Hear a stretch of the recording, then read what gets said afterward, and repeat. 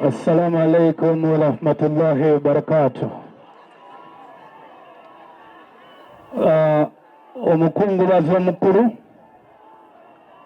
abakulu b'amadini, bakungubazi bannange, abayimbi bonna, bannakatemba wamu n'abawagizi baffe, bannayuganda mwenna abalaba, kitalo ddala ekya muganda waffe mukulu waffe mwami Kato Lubwama. Njagala okutuusa okusaasira kwange wamu ne famire yange eri famire ya Kato Lubwama, era nga nsaba Allah abagumye nga n'olunaku lwaleero bwe tulumala, saba Allah sigale nga bakutteko ekkubo muganda waffe lyakutte lye limu lye tugenda okukwata, si kipya ate tekigenda kuba kikadde, otusooseeyo busoosi era tujja Kato wumula mirembe. Mbadde nsaba Katonda asonyiwe Kato byonna ebyamusobako, naye ate ng'era naffe abayimbi kano kankayiseewo eri abantu abatulaba mu Uganda. Ebadde emphasis ya Kato okufuba ennyo okulaga Uganda nti abayimbi tebali disorganized, abayimbi bantu balamu, bannakatemba bantu balungi, era kyekifaananyi Kato kye yasemba okutubwa ng'azze ku federation empya. So n'olwekyo olunaku lwa leero akaama ako tusaba mwenna abawuliriza abalaba mu Uganda tusigale nga byonna ebyatusobako ng'abayimbi bitusonyiyibwa, naye tuweebwe omukisa okuba awamu.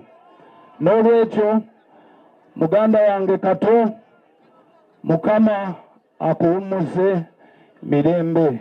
Assalamu alaikum wa rahmatullahi wa barakatuh. Wa alaikum salam wa rahmatullahi wa barakatuh. Munzikirize mu kiseera kino mpite ekimuli kya Bebe sebo genda okiteekeko ku munywanyi wo Kato. Mwebale nnyo. With my soul, with my soul, mwebale nnyo. It is well, it is well with my soul. Abayimbi ne bannabyabitone mwebale nnyo, mwebalire ddala. Mwatusondedde nnyo era mwatulabiridde, mwatubugiriza ate mwakoze ne performances ku National Theatre. Mwebale nnyo, mwebalire ddala. Federation nammwe tubeebaza, Eddie Kenzo n'abalala mwebale nnyo, mwebalire ddala. Ab'amawulire mwebale nnyo, mwebalire ddala. Ba TikTokers, content creators mwebale. So mukama wange nzikiriza mu kiseera kino mpite mwenna mukimanyi nti Kato yalwalira ettaki, ndowooza mukijjukira. Yamalayo ebbanga ddene, naye ayina obubaka bwe yalekera ambasada Nusrat Peru, era tugenda muwa eddakiika 3 ajje aboogere. Ekirala kyensembayo mbadde nsaba okubategeeza bammemba nti tubeere bagumiikiriza, ffe tuli bagenyi ba Kato, tube Kato kye yandibadde waatali. Ky'otayagala kikolebwe ku lumbeero tokikola ku lwa mulala. Nsaba Allah atugumye atutambulize ku ekyo. Your Excellency Ambassador Nusrat Peru, maama eddakiika 3 kuba oyina ekyobugagga kya Kato ensi ate kyetamanyi. Engalo ezandiriza Ambassador Nusrat Peru.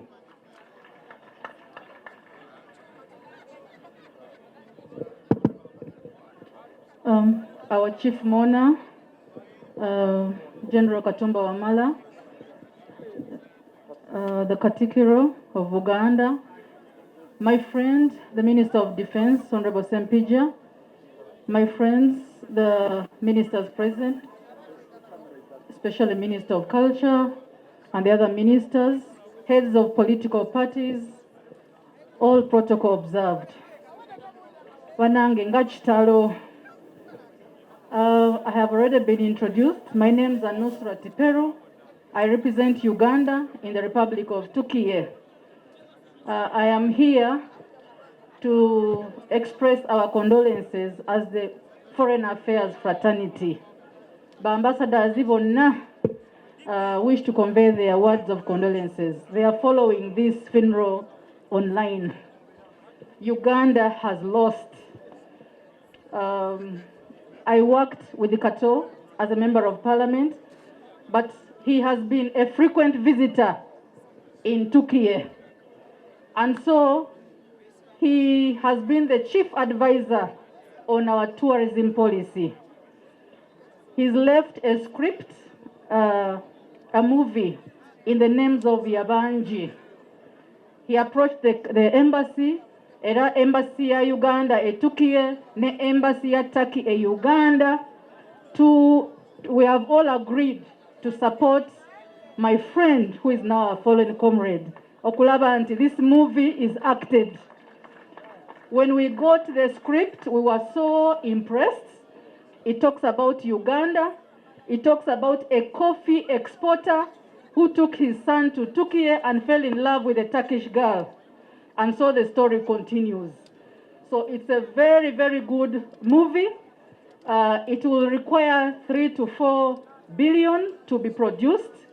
So my message here, he told me that government needs to support him so that all those in the movie ensure that that movie is played. Honorable Peace Mutunzo, my friend, in honor of Kato Lubwama, that movie Yabanji, which means foreigner, a Ugandan foreigner in Turkey, a Turkish in Uganda, who are people from two different cultures meeting, needs to be performed. The movie will be performed both in Uganda and in Turkey. Secondly, I want to tell you that we are expecting 100 visitors from Turkey. Kato assured me nti agenda okulembera the cultural component okulaba nti abagenyi abajja yali asazeewo okubalaga Uganda kikyeri wabula tufiiriddwa nnyo Nsereko nkusaasidde mukwano gwagenze ffenna tulumiruddwa nnyo. Uganda has lost, and my President Yoweri Kaguta Museveni, has lost a dear friend. Assalamu alaikum wa rahmatullahi wa barakatuh. Ng'agenda okuteekako ekimuli kye awerekerweko famire ya Mugavendugwa n'aba KCCA Football Club.